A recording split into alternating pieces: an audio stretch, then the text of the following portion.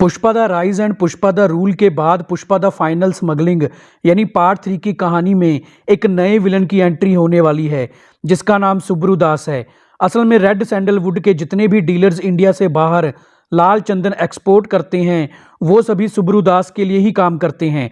लेकिन जब से पुष्पा राज ने जापानीज माफिया के साथ मिलकर जक्का रेड्डी, जॉली रेड्डी, मंगलम शिरनू एमएलए दक्षिणी और भंवर सिंह शेखावत को मारकर पूरे सिंडिकेट ग्रुप को संभाल लिया है और रेड सैंडलवुड के एक्सपोर्ट बिजनेस से चेन्नई के मुर्गन जैसे ब्रोकर्स को निकालकर डायरेक्ट जापानीज को माल बेचने लग गया है, तब से सुब्रू दास पुष्पा राज के खून का प्यासा हो चुका है। लेकिन सुब्रू दास पुष्पा राज की पावर के आगे उसका कुछ नहीं बिगाड़ पाता। इसलिए सुब्रू दास पुष्पा राज से एक मीटिंग करके उसको अपने साथ मिलकर काम करने का ऑफर देता है। लेकिन पुष्पा राज सुब्रू दास को इस बिजनेस में सिर्फ 10% की पार्टनरशिप का ऑफर देता है।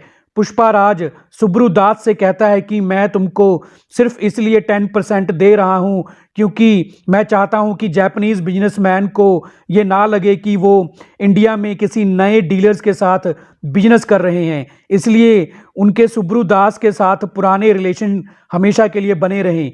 अब मजबूरन सुब्रू दास को पुष्पा राज की बात मानकर उसके साथ 10% प्रॉफिट पर ही काम करना पड़ता है। पुष्पा राज अपनी माँ और श्रीवल्ली के साथ अपने सौतेले भाई के घर यानी मुलटी परिवार में रह रहा है। श्रीवल्ली पुष्पा राज के बच्चे की माँ बनने वाली है। अब फिल्म में एंट्री होती है पुष्पा राज के एक पुराने दुश्मन इंस्पेक्टर गोविंद की। इंस्पेक्टर गोविंद जिसको हम पार्ट 1 यानी पुष्पा द राइज में देख चुके हैं, वो इंस्पेक्टर गोविंद जो पुष्पा राज को उन दिनों से जानता है जब पुष्पा राज को कोई नहीं जानता था, मतलब जब पुष्पा राज सिर्फ एक मजदूर था। पुष्पा राज की वजह से ही इंस्पेक्टर गोविंद को पुलिस डिपार्टमेंट ने बेइज्जत करके उसका ट्रांसफ़र कहीं दूर कर दिया था। लेकिन अब इंस्पेक्टर गोविंद जो अब आईपीएस बन गया है फिर से वापस आ गया है और गोविंद पुष्पा राज से अपनी बेइज्जती का बदला लेना चाहता है।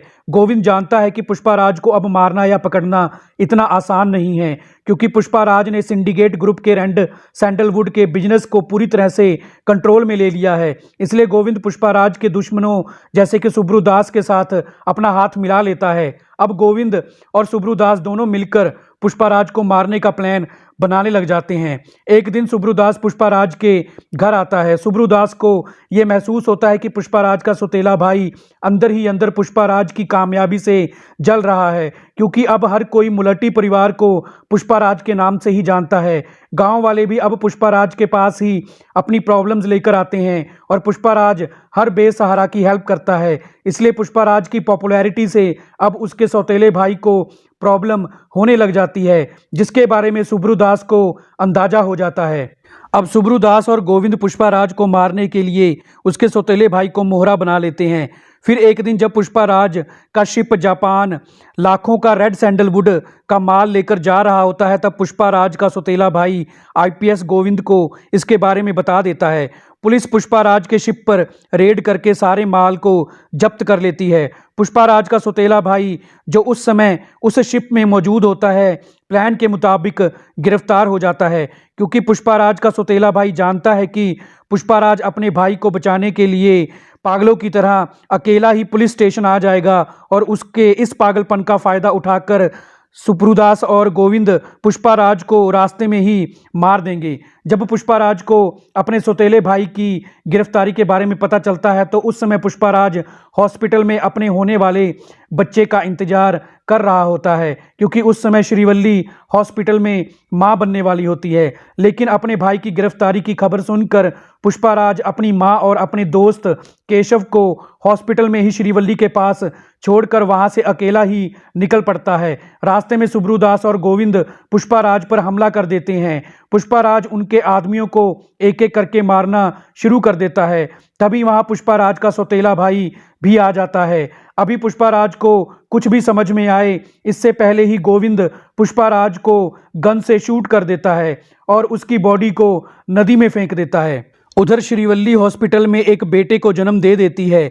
पुष्पा राज के मरते ही सुब्रू दास अपने आदमियों को लेकर हॉस्पिटल चला जाता है। सुब्रू दास पुष्पा राज के सौतेले भाई के कहने पर पुष्पा राज के पैदा हुए बेटे को भी मारना चाहता है, क्योंकि पुष्पाराज का सौतेला भाई ये नहीं चाहता कि पुष्पाराज का कोई भी वंशज जिंदा रहे और मुलटी परिवार से पुष्पाराज का रिलेशन हमेशा के लिए ख़त्म हो जाए। लेकिन वहाँ पुष्पाराज का फ्रेंड केशव पुष्पाराज के पैदा हुए बेटे को वहाँ से लेकर भाग जाता है। सुब्रूदास पुष्पाराज की माँ और श्रीवल्ली को हॉस्पिटल में ही कैद कर लेता है। सुब्रूदास अपने आदमियों को केशव और पुष्पाराज के बेटे को ढूंढने के ऑर्डर्स दे देता है। सुब्रूदास के आदमी केशव और पुष्पाराज के बेटे को पकड़ लेते हैं और हॉस्पिटल में ले आते हैं। अब पुष्पाराज का सौतेला भाई पुष्पाराज की मां की आंखों के सामने ही पुष्पाराज के बेटे को मारने ही वाला होता है, तभी वहां पुष्पाराज आ जाता है। असल में पुष्पाराज नदी में गिरने के कारण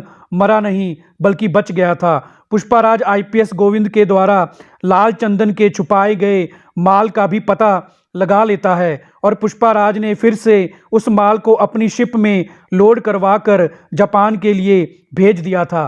पुष्पाराज को अपने सौतेले भाई के विश्वासघात के बारे में भी पता चल गया था, इसलिए पुष्पाराज अब एक एक करके हॉस्पिटल में सबको मारना शुरू कर देता है। पुष्पाराज सुब्रूदास को जान से मार देता है और फिर आईपीएस गोविंद भी पुष्पाराज के हाथों मारा जाता है। लास्ट में पुष्पाराज अपने सौतेले भाई को भी जान से मार देता है। अब पुष्पाराज सिंडिकेट ग्रुप और मुलटी परिवार का मालिक बन जाता है। तो दोस्तों, हमारी इस फैन थ्योरी की वीडियो को पूरा देखने के लिए आपका थैंक्स।